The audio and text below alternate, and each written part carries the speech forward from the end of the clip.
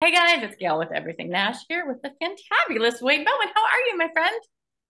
I am good, good, good. How are you? I'm good. We have a lot of things to talk about. Your 10th studio album. I read that and I was like, that can't be right, but your 10th studio album is coming out. Talk about it.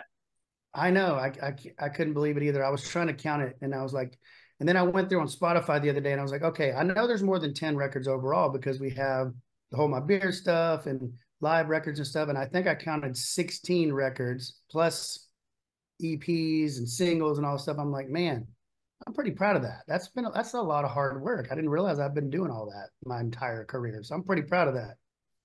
So I just finished listening to it right before we hopped on, actually. It Thank feels you. very Wade Bowen, but there's some differences here. Can you talk about what inspired this? And because I feel like you're constantly reinventing yourself just a little bit. Thank you for saying that because I try just a little bit to change up. I really have a hard time making the same record over and over. And I hope that's a good thing. I hope people hear that. And I'm glad to hear you say that because I try with every record to, I know there is a style and a sound that is probably always going to be Wade Bowen, but I still feel like every record has a different personality and it should be. And I try really hard to do that. And the last record I produced on my own, and so it was something to. It was a little easier to do that, I guess, create a sound there. And with this one, having a little more knowledge, I guess, with that producing this a second record on my own, I kind of had a little more grasp of that. And so I definitely wanted to create a little bit different sound. The only thing I can think of to explain this record versus everything I've ever done is, an artist and a songwriter, we always say, the last song we wrote is always our favorite, and the last album we always made is always our favorite album, right? That's what we always say. And I hear it in every interview of all my friends, and they always think, oh, this is the best thing I've ever done. So I won't bore you with that. But I do think that there is an energy to this record that I've never had. I think there's something special in that regard. That fans of ours or new people that listen to us that become fans of us through this record, I think they're going to hear this energy that am very proud that we captured somehow within this project. And whether we meant to or not, I feel like we meant to, but there's something about this. There's kind of a live aspect or something how we carried over what I do live and brought it into the studio or what it is. But there's something, there's an energy, there's a feel good aspect to this project that just kind of flies off of the page, and I love that.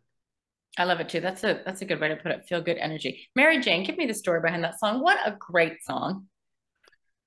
Mary Jane is a great song. I don't cut a whole lot of outside songs, and I got a couple of songs pitched to me, which I always get songs pitched to me every record.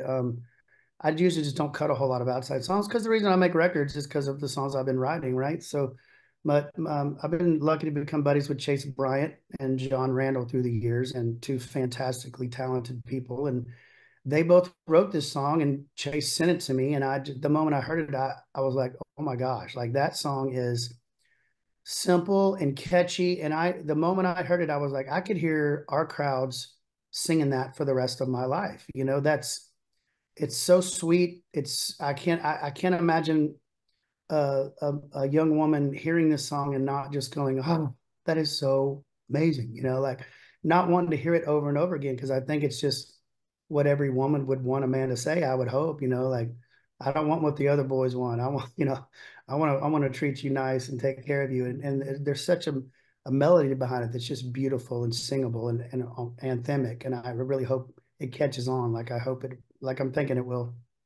Well, you must have read my notes because my next question was talk about cutting outside songs because you're such a fantastic songwriter, but some of the outside songs on this album are phenomenal. So talk about that process a little bit.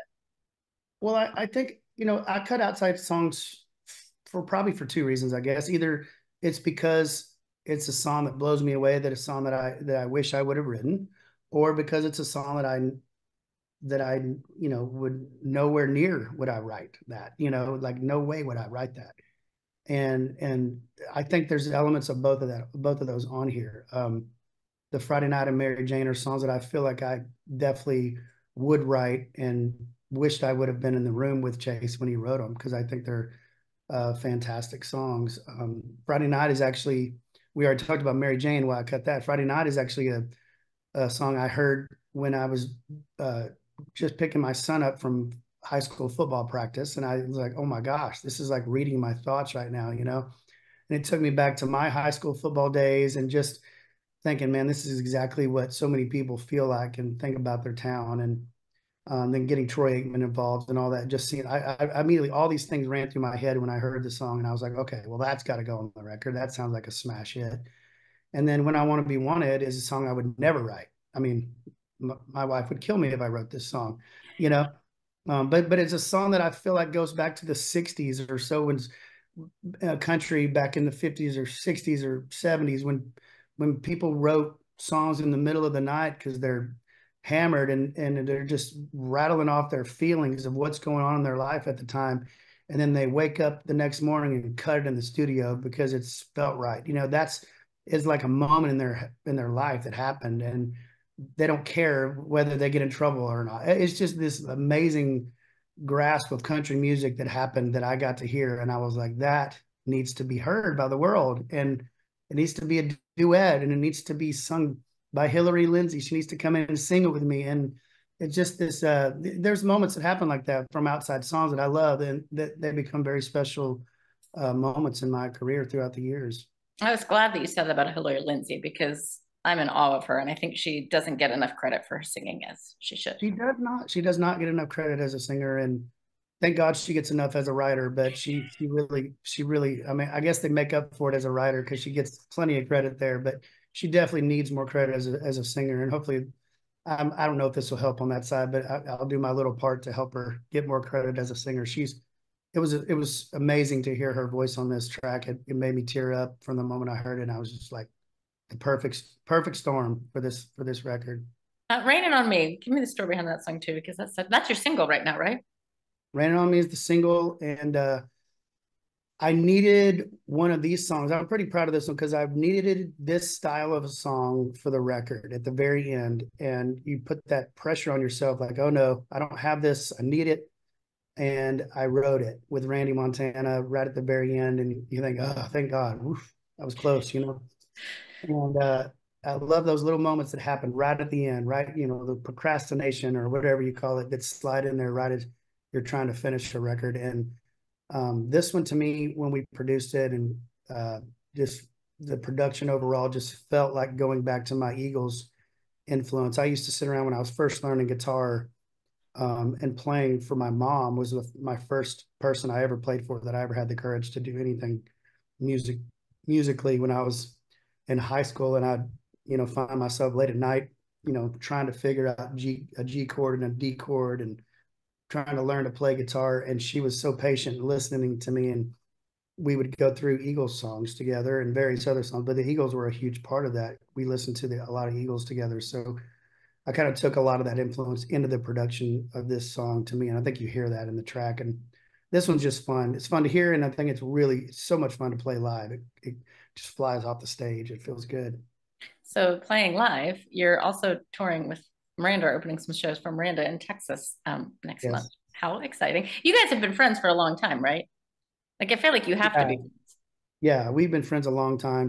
When I was playing music in Texas a lot, I was past kind of starting out. I was getting going and starting a pretty good career. And um, she is younger than me. I hate to admit it. She's younger than me.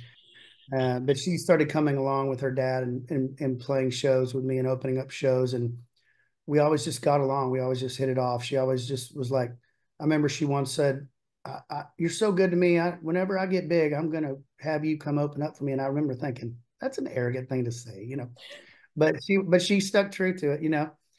This is a girl who's opening up for me and she's telling me this, but she just knew from the get-go. You could just see in her eyes. She knew what she was going to do and how she's going to do it. And she's always been that way, still is that way. Whether it's writing songs or what she does, she just, she's a great friend and has a great grasp of who she is and what she wants to do. And I love that this far along in our friendship and our careers that we're closer now as friends than we've ever been. And that feels good to say this far down the line. We have a lot of fun together, and I'm glad to say that. Yeah, she's a good person. And so are you. And I have to let you go now, but it's always a pleasure to talk to you. So let's not go so long next time. Hey, you just say when. I'll be happy to chat with you any day, anytime. You let me know. Thank you. Thank you, Wade. Always so good to see you. We'll talk soon. You too. Thank you for your time. Bye, honey.